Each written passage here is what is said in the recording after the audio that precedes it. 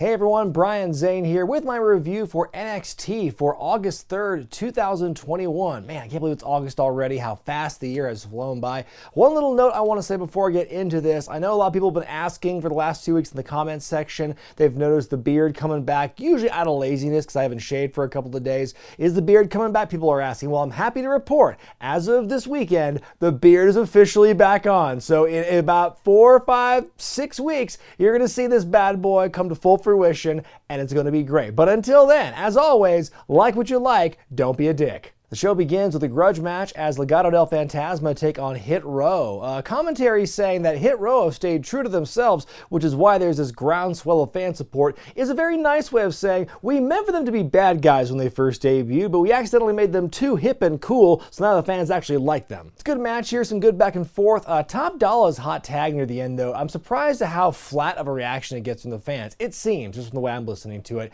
But then you got Santos Escobar on the outside, hitting Top Dollar with a chair as he's hitting the ropes. The match is thrown out as disqualification. It's right in front of the referee. So Hit Row end up winning the match, and then you've got Legato Del Fantasma beating down members of Hit Row. You've got Swerve being pinned down, attacked with a chair. Santos reaches into his mouth and grabs Swerve's grill from out of his mouth. The disrespect of someone to do that. That is a cold-blooded heel maneuver there. But then Hit Row get their heat back, and then they kind of like recover and chase off. Well, they chase off Santos, and they beat down Raul and Joaquin in the ring to stand tall at the end. So, you know, the feud is clearly not over yet. I like where they're going with this. I mean, the match itself, take it or leave it, but I dig the story they told here. Samoa Joe's pacing around backstage, and Willie Riggs gives him his own security detail to prevent anything happening between Joe and Karrion Kross tonight. We see a shot of Dexter Lumis in his creepy art room getting ready for the main event match, and then we see Ridge Holland in action, his first match on NXT for the first time since his injury last year as he takes on Ichimanjiro. One note I have here, I forget if he had this before he got hurt. I don't like Ridge Holland's jacket. It's the same complaint I had with Camarado in AEW. He's this dude with a great physique, a great look, and he covers 85% of it up with this big bulky jacket. Don't do that. Ridge is throwing his weight around with Jiro here. At one point he tears Ikemen's jacket off. Again, the disrespect. First you've got Santos ripping the grill out of Swerve's mouth, and then you've got Ridge Holland ripping off Ikemenjiro's jacket. Come on, is nothing sacred anymore. So Ridge wins decisively with a big old slam, and then Pete Dunne and Oney Lorcan enter the ring. Pete says that they're the 3 toughest, most dangerous lads in NXT. Who could stop them? A good question, because they do name drop Tommaso Ciampa and Timothy Thatcher from the beatdown last week, so you would imagine like a 6-man match is due, but who would be the third person to join Ciampa and Thatcher? Off the top of my head, maybe you got Bronson Reed. He's kind of floating in the ether right now, not doing anything. Who do you all think would be good in that position? Let me know in the comments. The Monet Stone Connection interviewed backstage, and Frankie totally throws Robert Stone under the bus for their tag team loss last week. In all honesty, it was his fault. He threw the man purse into the ring, causing the distraction, and well, you know what happened from there. So anyway, Frankie says they're going to do everything her way from now on. And as she walks off, Robert very aggressively agrees with her. On to our next match as former UE members collide here, in Bobby Fish taking on Roderick Strong of the Diamond Mine. This is a great match. It's very physical, it's close quarters, it's gritty, it's hard hitting. There's some big submission attempts in there as well. I mean, just knowing on paper what these two guys are able to do, and they deliver a very good match here. Ultimately, Strong wins clean as a whistle with a suplex into the backbreaker combo, and there you have it. A big win for Strong, coming back in a big way here, and a big statement for the Diamond Mine as well. Backstage, LA Knight wants to know if Cameron Grimes has his back in their tag team match later on, and Grimes basically says he's a man of his word, otherwise would he be wearing this literal ass butler suit the whole time. Then Knight says that he guarantees he's got Grimes' back as well, but he still wants him to polish his boots. So we go to that match now. You've got Grimes and Knight. Grimes, by the way, still wrestling in the butler suit as this match goes on against GYV. Of course, this stems from their big confrontation they had at the golf course last week. The story here is, well, first of all, great body language and great work in the ring from Cameron Grimes here. He's such a fun act to watch, especially compared to the dour LA Knight. LA leaves him high and dry when Cameron wants to go for a tag, but Cameron's tough. He's a fighter, so he takes off the jacket and he wants to take on, Gibson and Drake 2-on-1. Puts up a valiant fight, but ultimately runs into Ticket to Mayhem for GYV to win. And then afterward, you got Ted DiBiase, Papa Ted, making his way to the ring, helps Cameron up and says, you got to find some way to get out of this situation. Like, can't you help? Like, it's like almost like when LA Knight took the $1 Million Championship, DiBiase was therefore rendered powerless to stop any of this from happening. But he believes Cameron's a good kid, helps him in the back, and he wants him to improve his situation and get out of this. So how will Cameron do this? We will find out. But as far as the segment goes, the match, I've been loving this angle, and this week is no exception. So I'm surprised, honestly, that DiBiase is still like a part of this thing. I assumed that once he was taken out of the equation and punched by LA Knight, that was going to be, okay, that's the end of you, and we'll just move on to LA and Cameron by itself. But no, DiBiase still being involved in this is very intriguing. We got a couple of cool hype packages back to back here. One of Samoa Joe highlighting all his time in this first NXT run, being the first two-time NXT champion and so forth. And then we get one of Dakota Kai explaining her actions from last week when she betrayed her supposed best friend, Raquel Gonzalez. A lot of very like tropish lines here. Like we've heard these things before from the heel who turns on their friend. Like if it wasn't for me, they wouldn't exist. I plucked them from obscurity, that sort of thing. She's jealous of the fact that Eo Shirai gave Raquel a title shot before Dakota, and then she was also upset about being relegated or being referred to as Raquel's sidekick, which is why she hit Raquel with a sidekick last week to establish that she is coming for the Women's Championship. Like I said, the story itself has been fairly kind of like you could see a lot of things coming, but as far as this package goes and explaining and tying everything up, very well done.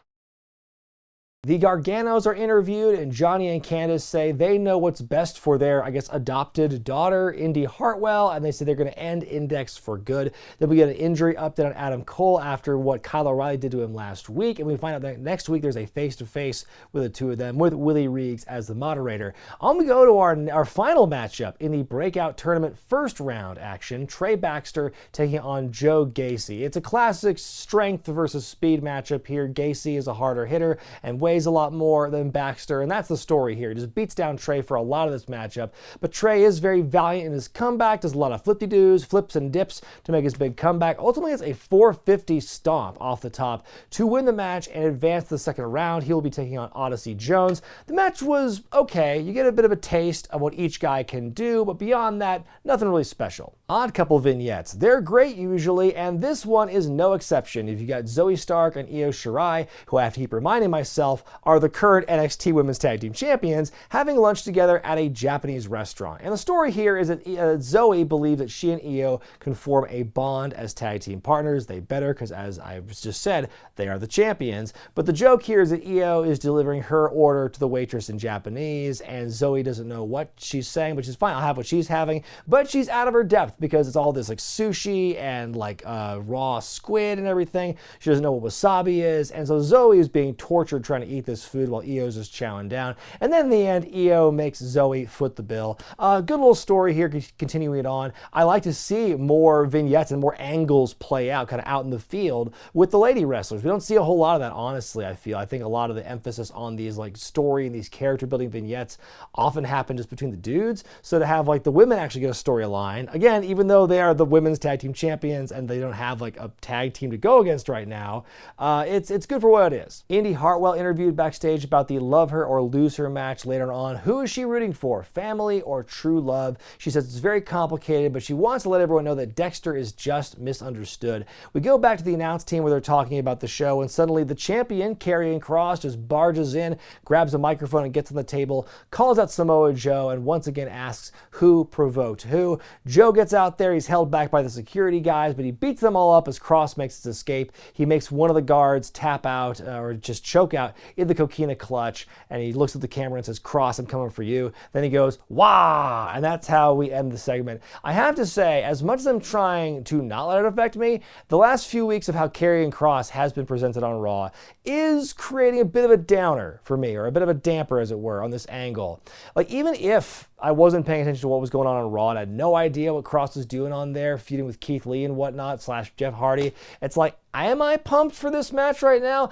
Not really, because once again, I think that this feud between Cross and Joe has been just rushed so much that it's just hard for me to really buy into it. And the Raw stuff does honestly make it worse. As much as they tell you to not try and blend NXT and main roster stuff, it's a big enough thing where he is the champion and promoted as such, it's really hard to ignore. A pre-tape promo from Kushida where he puts over Roderick Strong for his win earlier in the night and says he'll give him a shot at the Cruiserweight Championship in the future. On we go to our main event. It's the Love Her or Lose Her match, what used to be called the Love Her or Leave Her match in '99, as Dexter Lumis takes on Johnny Gargano. And if Dexter can win, then he will have the heart of Indi Hartwell and he'll be allowed to kind of join the Gargano family, basically. There's some good shtick before the break with Indi getting involved, crawled under the ring, and Candice and Johnny pull her out, and they're holding hands, she and Dexter under the ring and whatnot. Johnny talks trash to Beth Phoenix at one point during this match on the commentary table, saying this is all your fault, this is why it's gotten to this point, which is actually kind of nice because Beth Phoenix has been a very vital component to this angle and is the continuation of it for so long, having been kind of the voice of true love for Index for the last several months. So good that she gets kind of her due here in this thing. Some more good storytelling, more shtick, like Lumis stroking Indy's face before grabbing the ropes. Finally, on the outside, there's a bit of an accident where Lumis seems to crash into Indi on the outside. His concern for her is his undoing because Gargano hits him with a DDT on the floor. One final beat in the ring for Johnny to win. So Dexter is apparently supposed to lose Indi, and that relationship is severed, you might think. Indi looks very heartbroken, and as she goes up the ramp with her parents, Johnny and Candice, she says nuts to this and runs back in the ring, tackles Lumis, and they have some very fake kissing going on. But it's still very sweet to see that this is true love fighting through the oppression of your adoptive parents and whatnot. It was fun. You knew they're going to stay together in some form or fashion. You can't kill the possibility of Index because I think there's a lot more mileage with that than just to say, no, we're not giving it to you at all. So we'll see how they can get around what was contractually obligated, in this main event. We have stipulations we got to honor and respect. Otherwise, the illusion is just dead. My grade for this week's NXT is a B-. Overall, fairly strong show. This show didn't hit me quite as good as last week's episode did, where I rate that one very high. But this one still has a lot of positives peppered throughout. Not a lot of bad or negative to talk about on this one. And the things that, the biggest negative to me, honestly, is the Karrion Kross Samoa Joe stuff.